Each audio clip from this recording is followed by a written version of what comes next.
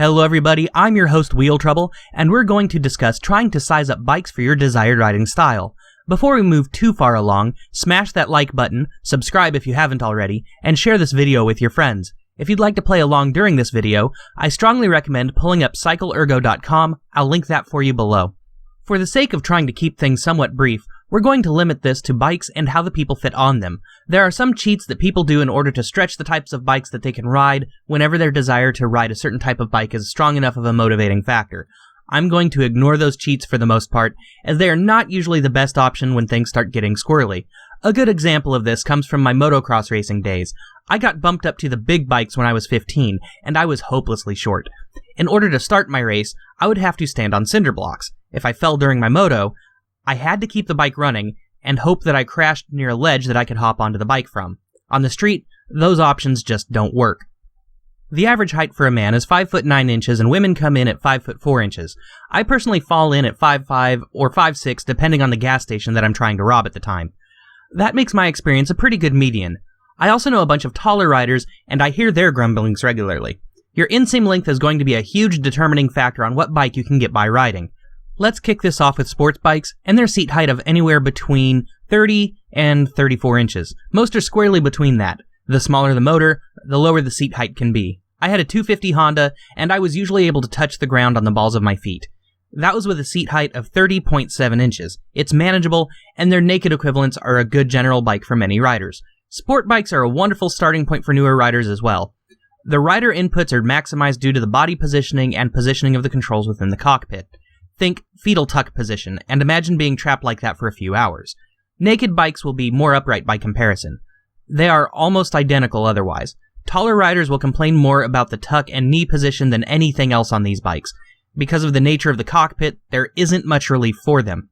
Even at 5'5", longer days in the saddle made my knees quite sore. I wouldn't recommend this to anybody much shorter than 5'5" though. Lowering kits are available, but these bikes are already pretty low to begin with for their desired application. The better the pavement, the more fun these bikes are. I've braved a few gravel roads on them, and while it was possible, it wasn't fun.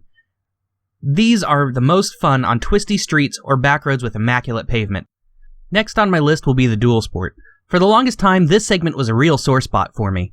The XR650 is listed at 37 inches, and the 250 Rally is 34.4 inches. Other brands will fall in line with that as well. The legendary KLR 650, rest in peace, came in at 35 inches. If you're a shorter rider like me, these bikes are pretty well off of your list. Yes, you can lower them, you can adjust the sag for them, but out of the box, these bikes are just a no-go. I have a pic of me trying to sit on a KLR, and it is just pathetic. If you're a taller rider, these are actually real options for you. On long days in the saddle, it's possible to just stand up and stretch. The upright riding position and inline foot position makes this a very comfortable option for a variety of conditions. Why are these things so big? Simple. They have to have room for ground clearance and suspension travel. Even so, I find this to be comedic when the dimensions pretty well exclude even the average height rider. If you're a short rider, don't even look. It's not worth your time. These bikes are off your list entirely. Dirt bikes are interesting to ponder. If you're going to race, you're looking at the taller seat heights you see in the dual sport list. The 450 from Kawasaki boasts a 37-inch seat height. With my 30-inch inseam, you can just laugh. I would be on cinder blocks still.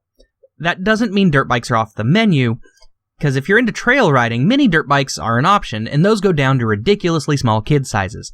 That means the seat height range is anywhere from 19 inches to 37 inches. That's a huge range. And the only real limit here is the amount of power generated by the motor. Sure, people will look at you funny when you're out trail riding on a PW50. As long as you're having a good time though, who cares what they say behind your back? Dirt bikes are all about the fun factor. Kid bikes may not have the best suspension for adults out of the box, but that doesn't mean you can't play around anyway. As far as ergonomics, forget about it. You stand on dirt bikes. You can typically retrofit these for use on the street in many states as well. ADV bikes shouldn't be left off completely, though traditionally they would have just been lumped in with the dual sports. The Africa Twin comes in at 34 inches, and the GS 1200 comes in at 33 inches, and my beloved versys-x comes in at 32 inches. As you can see, these are nowhere near as bad as the dual sports, and much more accessible to riders that are closer to the average. These are not quite as off-road capable as their dual sport brethren, but still loads of fun. They're actually a primo option if you're going to be vacationing on your bike, but you still want to see what's up where the road ends. Having spent a lot of saddle time, I will say the ergonomics are rather comfortable for the average rider. Taller riders will still complain a little about being cramped, but one can always just stand up from time to time. Seems tall guys will complain about everything. I'd like to point out that the seat height issue may be a real contributing factor in what could be killing our sport. Nobody will buy a bike they cannot ride at all.